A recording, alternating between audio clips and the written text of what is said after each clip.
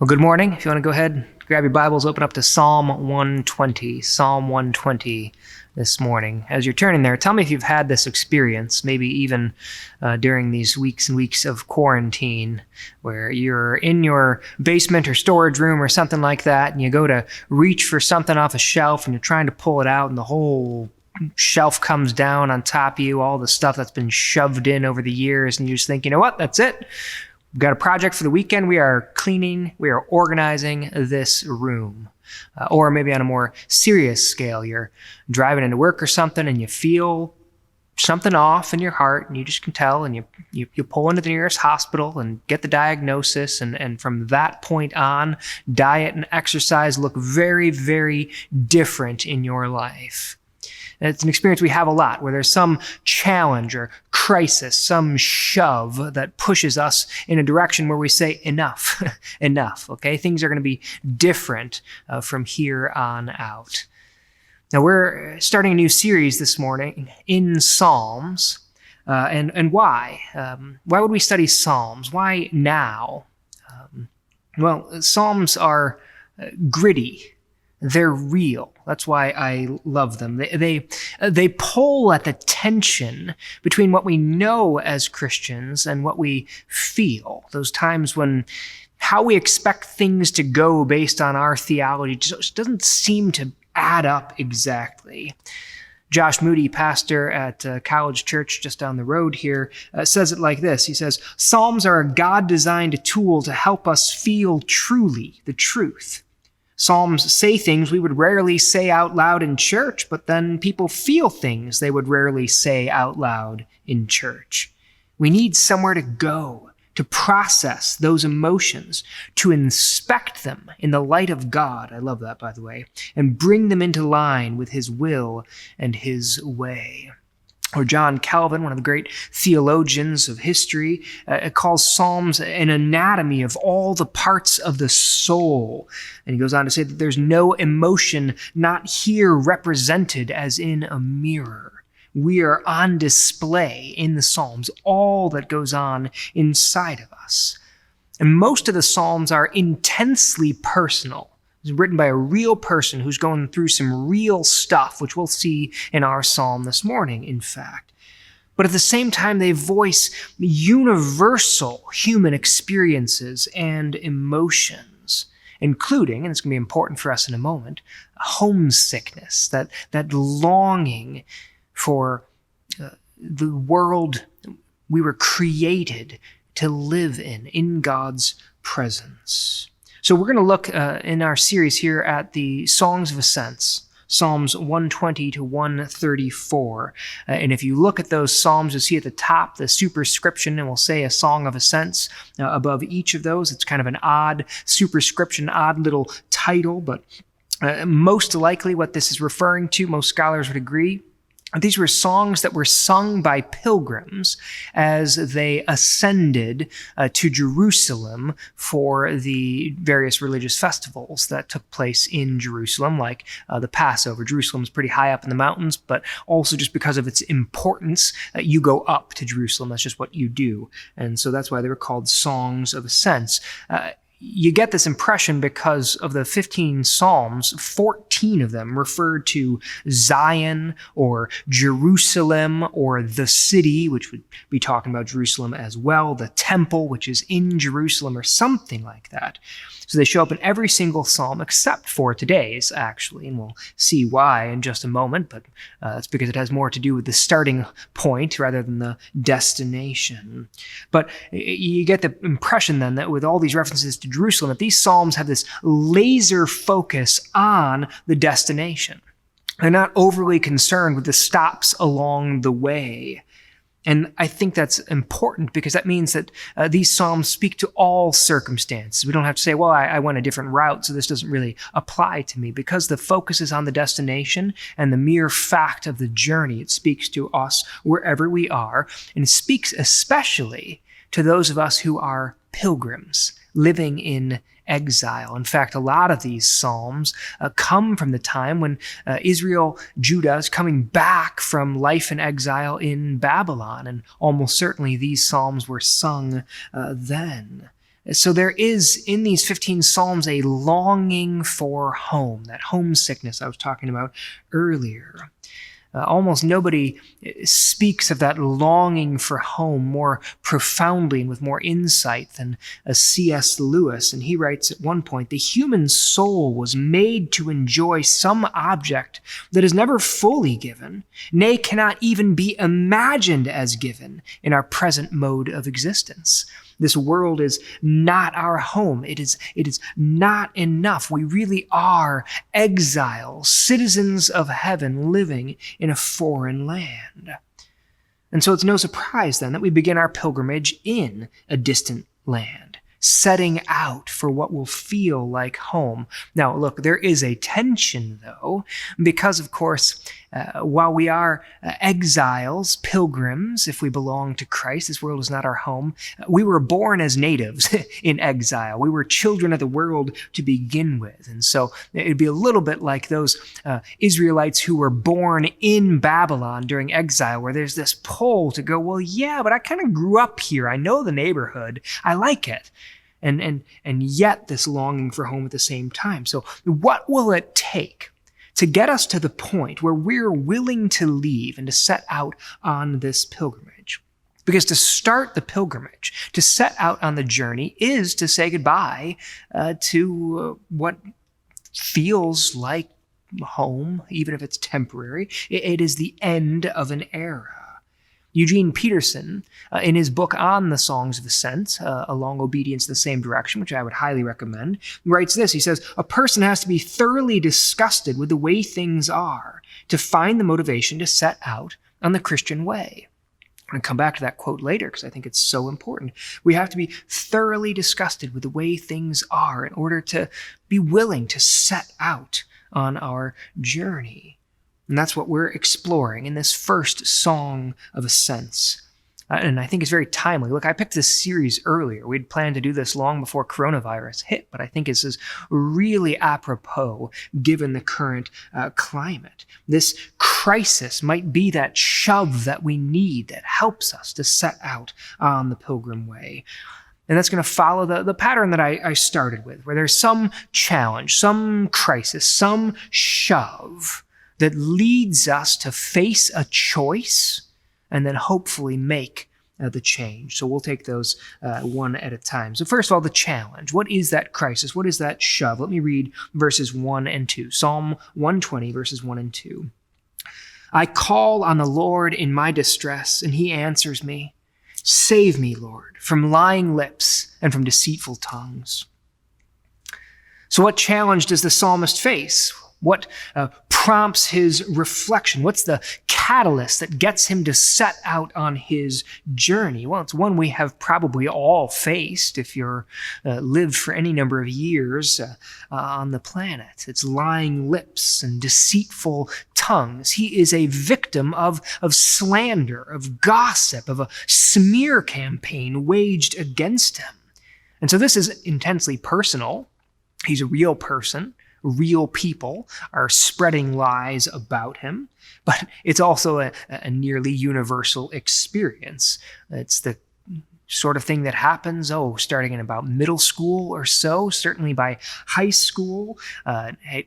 You find friends sharing stories about you behind your back, and all of a sudden you discover that you're outside the clique that you used to be a part of. It happens at work, especially at transition points like layoffs. Well, you know why Bob got fired, didn't you? It happens at church. In fact, you may be watching now, carrying hurt with you, either from this church or from a previous church. Maybe you left because of these sorts of things. Christians are notoriously guilty of gossip and slander to our shame. It happens even in families where relationships are fractured over time. And it draws out, of course, the overwhelming power of words. The tongue has the power of life and death, to hurt or to heal, Proverbs says. It means we can put to bed once and for all what is probably the dumbest nonsense ever uttered by humanity. Sticks and stones may break my bones, but words will never hurt me. Like, that is just utter nonsense. As Proverbs says, Proverbs 12, verse 18, "The words of the reckless pierce like swords, far worse than sticks or stones. James calls the tongue a restless evil, full of deadly poison, and describes how just a single word is like a small spark that can burn down your whole life. And you can watch this play out in real life. A young girl who has a rumor started about her, about what happened on a date or something like that, loses a whole set of friends, branded for the rest of her days with some ugly words, and can lead ultimately, and has sadly, to suicide at its extreme. One spark burning down a whole life. And that's where our psalmist is when he writes this psalm. He's on the brink. He's despairing. He feels trapped in this web of smears. What will he do? William Blake, in his collection of children's poems, Songs of Innocence and Experience, and they're children's poems but have profundity in them, he writes this at one point. He says, "I was angry with my friend. I told my wrath did end. I was angry with my foe. I told it not. My wrath did grow." And that's kind of where our psalmist is. Which way is he going to go with the anger that he feels within him? Because there's this great danger with strong emotions. Anger is certainly probably chief among them, but other emotions also. Emotions are God-given. They're like warning lights on the dashboard. The check engine light comes on, and the thing to do is to pull over, pop the hood, and figure out what exactly is going on.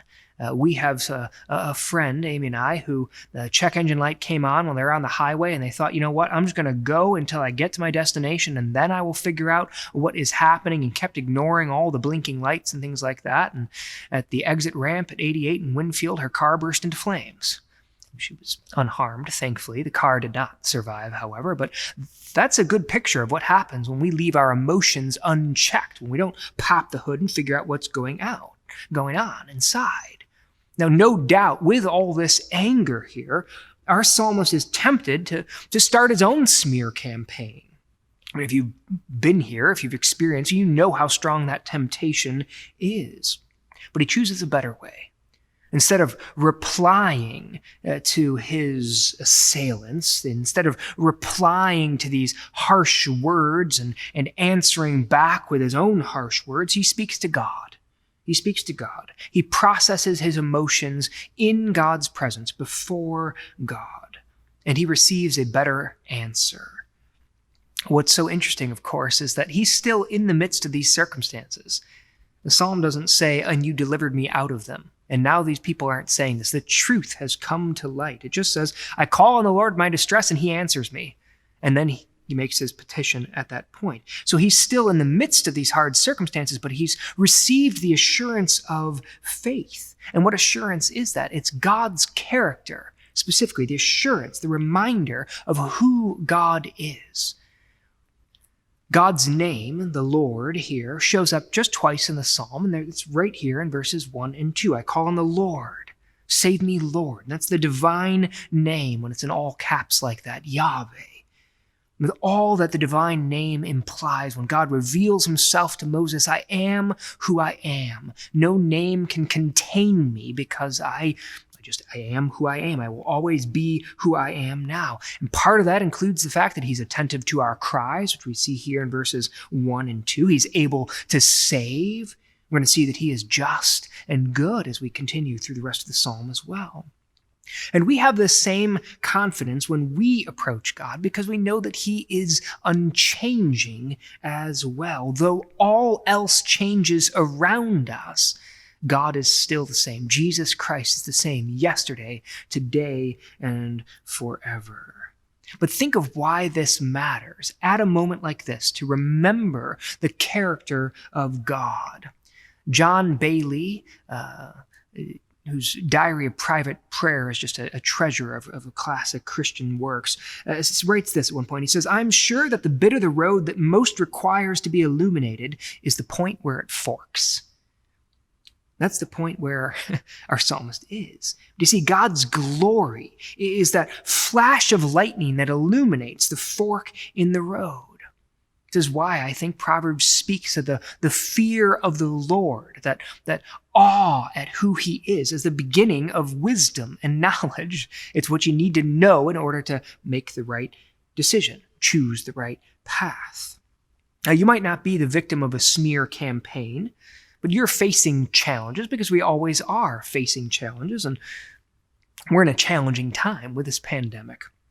So you could be facing economic challenges with lost wages or maybe a lost job, relational challenges, just the tension and stress bubbling up, and it comes out in places like marriages. I don't think I've talked to anyone who has said their marriage hasn't gotten a little bit snippier in these last 10 weeks when we've been cooped up at home. And if you think that's not true, I'd like to talk to your wife. She might have a different answer for you. We're facing health challenges as well. We had some neighbors, for example, who had a COVID scare this week, where one of their kids spiked a fever up over 104. And look, it's terrifying. Had this not been going on, it probably wouldn't have been as big a deal, just a little more Motrin. But in the midst of all this, it's terrifying. So when this challenge comes, the question is, will you admit God? Like a judge, allowing some new bit of evidence to shift your whole understanding of what transpired, what is transpiring. Will you let God's glory be like that lightning flash so that you can see which path to choose? And let's see how the psalmist works this out now that the lightning has a flash as we get to the choice. The choice. We keep reading verses 3 and 4. What will he do to you, and what more besides, you deceitful tongue? He will punish you with a warrior's sharp arrows, with burning coals of the broom bush.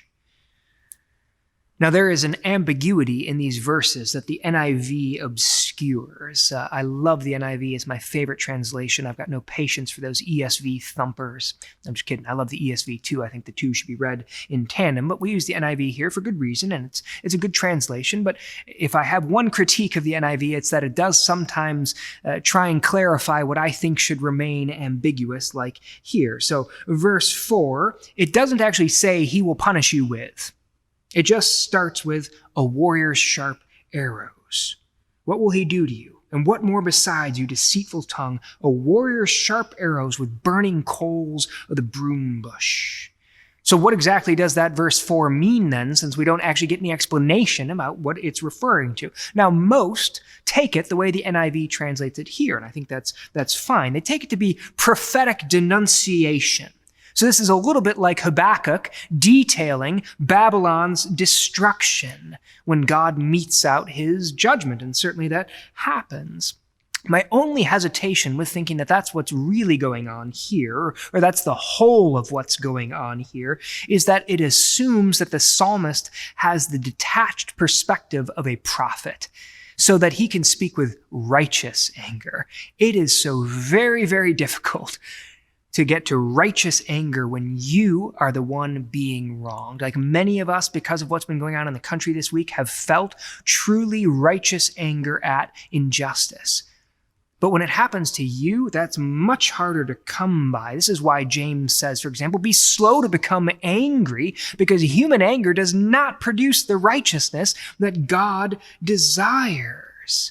So look, I've been in a similar situation to what's going on here in this psalm, and I can tell you that I assumed a moral clarity that I did not actually possess. I had been blinded by my anger. I was praying the Psalms a whole lot at the time, and thankfully, after about 3 years of praying the Psalm, came to the conclusion that my anger was not entirely righteous, not even close.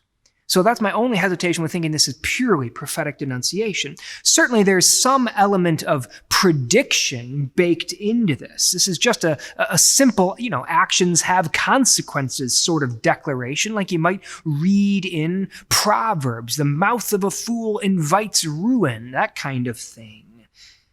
Most likely, I think the psalmist he's just pouring out his rage. I'm not sure this rises too far above the level of you'll get what's coming to you. He doesn't even know how exactly. Maybe it's God going to mete out perfect justice. I don't think he's thinking that clearly. You can almost see him holding his bow in his hands hands, the arrows on the table before him. He's looking at the charcoal burning in the hearth before him. And by the way, the charcoal from the broom brush tree was famous for burning for a long time. So he's expecting his rage to smolder for a good long period. But as he holds that bow in his hands, that's his choice. Will he take vengeance himself, which he knows is forbidden by the God he worships, or will he leave it in God's hands? The key for us as we apply this to our lives today is that he takes it to God. He takes that choice to God. He wrestles with his anger, with his desire for vengeance in God's presence, and he says it out loud to God. It's probably eye-opening for him to say it. I don't know if you've ever prayed honestly. It can be eye-opening. Certainly it can be eye-opening for us as we read him working through this in God's presence. But it's got a wider application than this one setting. This isn't just about vengeance. At its root, the question really is who or what will save? I mean, that's what he prayed, right? Verse 2, save me, Lord. All right, well, how's that going to happen? Do I call out to God in my distress, lean on him, trust him for deliverance?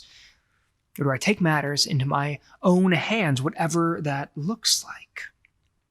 What will keep you from setting out on the pilgrim way?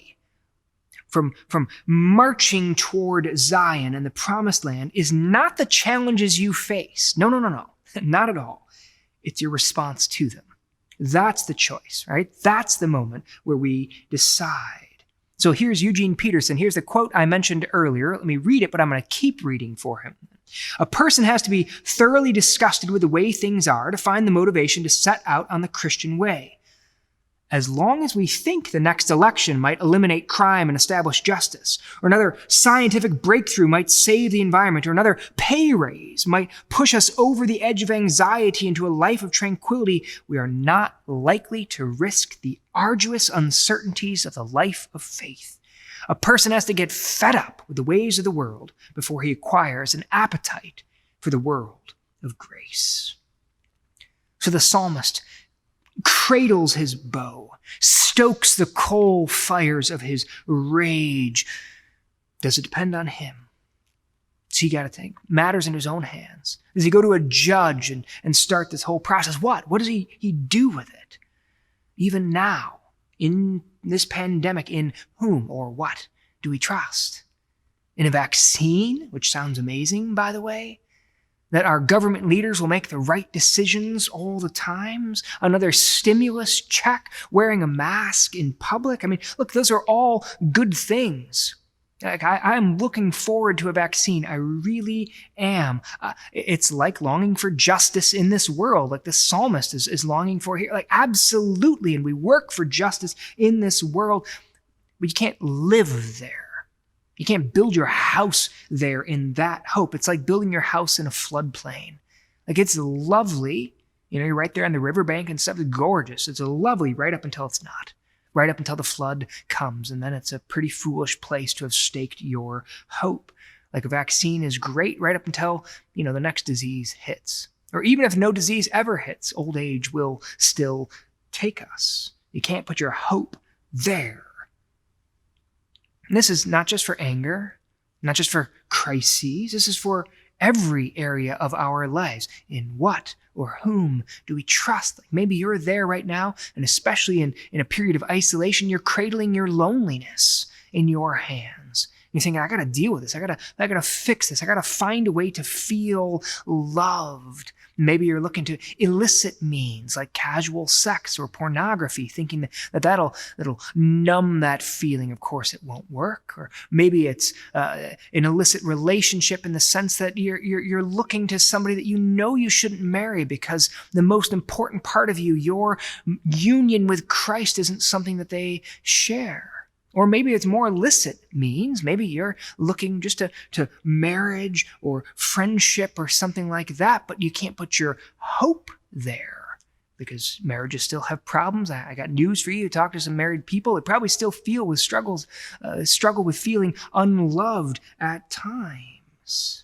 if we're going to set out, we got to get fed up with this world and to look elsewhere for salvation.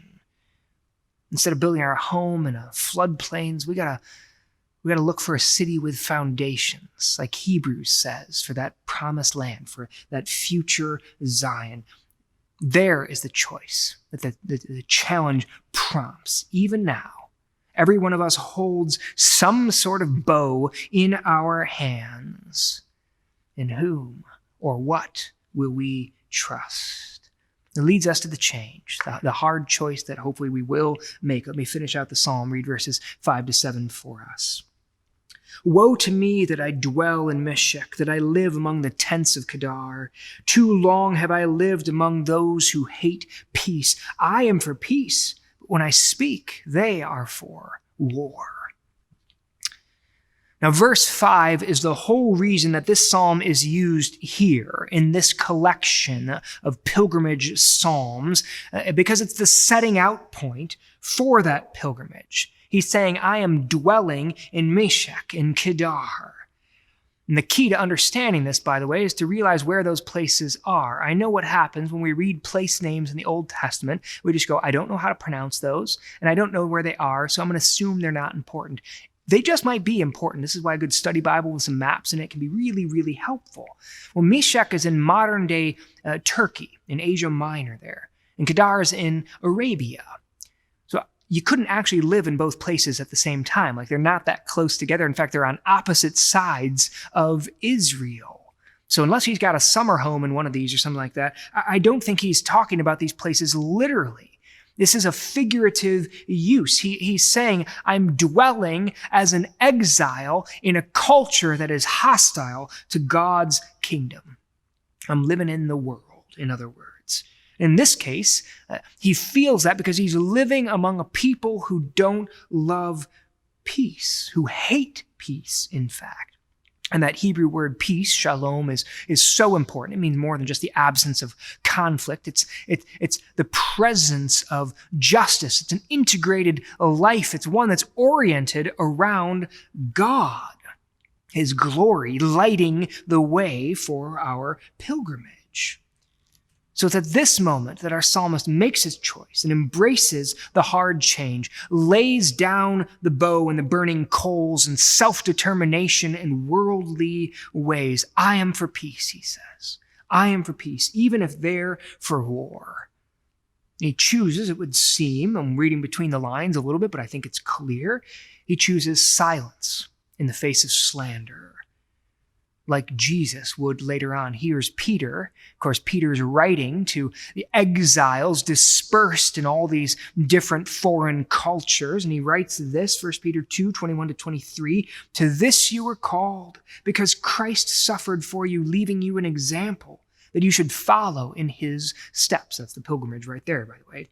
He committed no sin, and no deceit was found in his mouth. When they hurled their insults at him, he did not retaliate. When he suffered, he made no threats. Instead, he entrusted himself to him who judges justly. Don't need to answer a smear campaign with slander of my own. Don't need to take vengeance in my own hands. I can entrust myself to God. It's not an easy choice, but it's the one that our psalmist makes. And of course, he doesn't even have the example of Jesus. He simply has the character of God, and yet it is enough to entrust himself to that God. Not an easy choice, though. I mean, he may have suffered irreparable harm to his reputation. He may have lost relationships that he will never regain. But nevertheless, in the words of the pagan philosopher Mencius, before a man can do things, there must be things he will not do. And that's what our psalmist has decided. This is his drawing a line in the sand moment. And it's a moment we must come to as well. To follow God is to say no to some things so that you can say yes to better things, to a true and lasting joy. This is like Abraham saying no to Ur, to his people and his culture, so that he could say yes to Canaan. This is like Israel saying no to Egypt which granted they were in slavery, but you listen to them in the wilderness and there were some comforts in Egypt. They longed for those cucumbers and leeks that they used to have. But no, you got to say no to Egypt in order to say yes to the promised land. Although there's a wilderness journey to get there, an important reminder for us. So this is like Jesus himself. When Satan tempts him and offers him all the kingdoms of the world without the cross, without the pain and suffering, if he'll just bow down and worship Satan. And so Jesus saying no to those kingdoms, saying no to glory without the cross, without suffering, and saying yes to the joy set before him, the salvation of many. Each no set them on a journey to the promised land, to Calvary, but the glory road beyond it. And here, too, it seems. This is really the main idea. Like if I could get us going in this series, here's the takeaway from this psalm. So we're in the series going up, right? We're ascending. We are marching toward Zion, the promised land, toward glory. You need to set out to go up. Just nice and simple. You actually got to leave if you want to make that pilgrimage. And so it starts with that first step, although it's the most difficult one. Like a lot of us, we think of conversion as arrival, but it's not. Conversion is our departure. That moment when we first yield to Christ is when we set out on our pilgrimage. Like Christian in Pilgrim's Progress, where the book starts with him leaving the city of destruction. That's us as we answer the question posed to us by those great theologians, the Clash, all those years ago. Should I stay or should I go? That's the question we have to answer. To set out on a journey is to leave the comforts of home, like Frodo leaving the comforts of the Shire. And it is a true quest, by the way, just as exciting as his. Because the start of a new way of life is the end of an old way of life. So we got to make that shift from apathy to action, from resting content with our sin and moving towards godliness and Christ-likeness. Our first step on the journey of faith, of course, looks like this. And some of you tuning in, like this may be you. You may not believe. You may still be asking questions about Jesus, about Christianity. And this is what it would look like for you then to say, you know what, I'm going to start that journey today. So yes, it's that first step on the journey of faith. But can I tell you something? It is every subsequent step on the journey of faith as well. Like the journey of faith is nothing but forks in the road. Every single step we take, we have the opportunity to follow in the path that God has set before us, or to turn to our own ways. Like Isaiah said, each of us has turned to our own ways like sheep that go astray. So nothing but forks in the road. And so every fork, every temptation, we must meet with this same resolve that the psalmist has here. Too long have I lived here.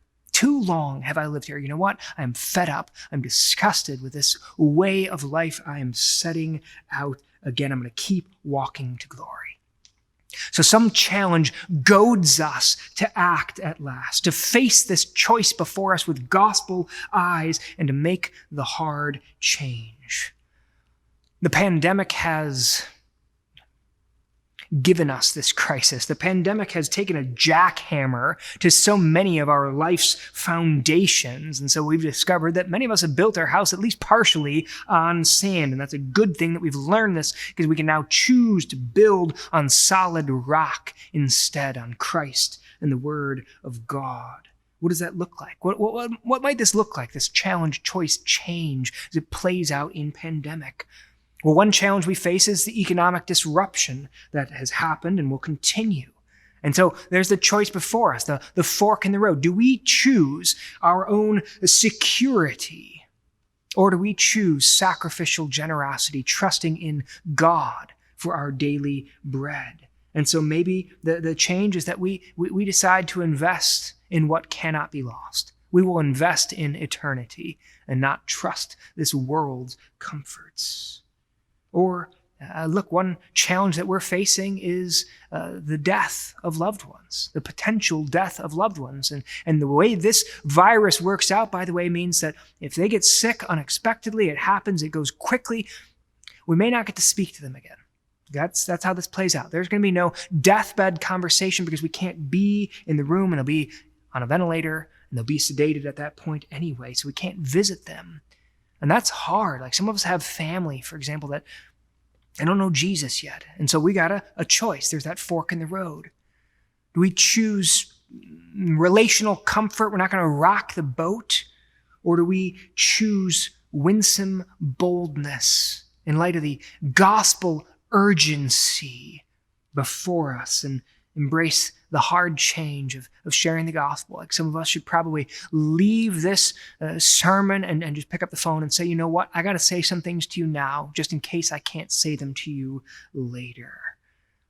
Or we're facing the challenge of isolation and the uncertainty of the future. And so, well, we got a choice before us. We can retreat inward and just keep building those walls ever higher, or we can embrace community. We can reach out and say, you know what, this has shown me that I need people in my life to encourage me, to hold me up, to speak truth to me. And so maybe embracing the hard change here just looks like shooting me an email saying, you know what, it's time. I'd like to get connected to a community group. I'd like to get plugged into a journey group. I know I need people around me. I know that more than ever before. Or maybe the challenge is just as simple as you're hearing a sermon on Psalm 120. And the Spirit is wielding the Word of God like a scalpel in your heart right now. And the choice before you is to persist in hidden sin or to repent. Too long have I lived here. And so embracing change looks like confession, getting the help you need, and obeying God. I don't think it's any secret, if you've been tuning into my preaching for any length of time, that my favorite quote, the one I return to most often outside of the Bible, is on page 1 of Augustine's Confessions. You have made us for yourself, O Lord, and our hearts are restless until they find rest in you. We long for home. We long to find rest in God's presence. Ultimately, what will get us to set out is when we acknowledge that restlessness, when we acknowledge that there are desires within us that nothing in this world can satisfy, because everything in this world is built in a floodplain. And so we get fed up with the imitation, and we choose the genuine article instead. We seek lasting joy. Too long have I lived apart from God. This world in its current form is not my home, and I don't want to live in exile any longer. And so we set out. And the really good news, of course, is that this pilgrimage follows a well-worn path. Hebrews 12 tells us that we are surrounded by a great cloud of witnesses who've already reached the finish line. And so we can run with endurance the race set before us. This is like setting out from Mount Katahdin on the Appalachian Trail, knowing that you will meet people who have done the trail already. They have gone before. They wait to welcome you at the end.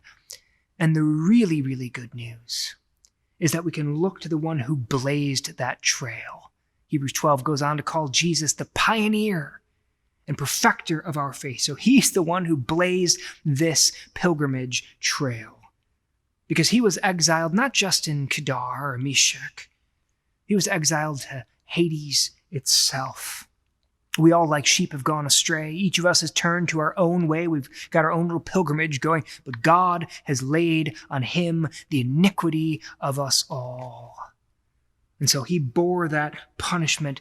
He bore our exile. He was not only left glory to come and live among us, but was then cast out.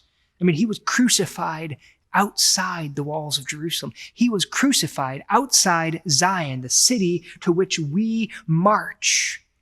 Why? So that the gates would be open for us when we get there. When we get there. And I want to just close with this reminder that this pilgrimage to Zion, to glory, it will be a long and arduous journey. Again, read Pilgrim's Progress if you haven't, especially. Everyone should have read this book. I can't say that strongly enough. Read Pilgrim's Progress just to get a sense of how long and difficult the journey may be. In fact, even our journey here, we got 14 more weeks in this series. It's a long series for us because it's a long pilgrimage. One of the greatest challenges to discipleship today, to becoming like Jesus in our culture, is that we live in a culture of instant everything. We're a microwave culture, and discipleship is a marinating culture. So the challenge is what Gore Vidal called today's passion for the immediate and casual. That is how we approach discipleship, and that is not going to work. We're going to need what Nietzsche referred to as that long obedience in the same direction. That is the path of discipleship. It leads to glory, but we got to set out if we're going to get there. Are you ready to set out? Are you ready for that long obedience in the same direction? Let's pray. Lord, help us even now to take maybe the first step in this pilgrimage, maybe just another step in the pilgrimage. I know that we're all at a fork in the road, because every moment of every day is a fork in the road where I can choose to live for myself and go my own way, or I can live for you and follow the path that Christ has already laid down for us, that he himself tread, pioneering this trail, blazing it for us. Lord, help us to become fed up with the ways of this world and frankly with our own ways. Help us to become disgusted enough, maybe even in the challenges we're facing in this pandemic, so that we're willing to set out, to make the choice, to embrace the change. Maybe it's choosing to remain silent in the face of slander, but it might be something else entirely different. Whatever challenge we face, Lord, help us to choose well as we look to your glory revealed at Calvary on the cross and in the empty tomb. Let that glory light up our path so that we step well, and help us to keep going, Lord, to persist as we march toward our heavenly reward, as we seek your face, as we seek the lasting joy that comes from knowing you and knowing you alone. We ask this through Christ our Lord. Amen. All right, thanks for tuning in. We'll see you back next week as we take the next psalm in the Songs of Ascent, Psalm 121.